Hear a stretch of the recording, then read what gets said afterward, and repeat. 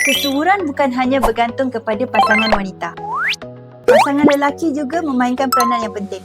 Faktor utama masalah kesuburan wanita adalah faktor umur yang meningkat dan pengurangan rizab ovari. Masalah ginekologi seperti endometriosis, PCOS juga boleh mengganggu kesuburan anda.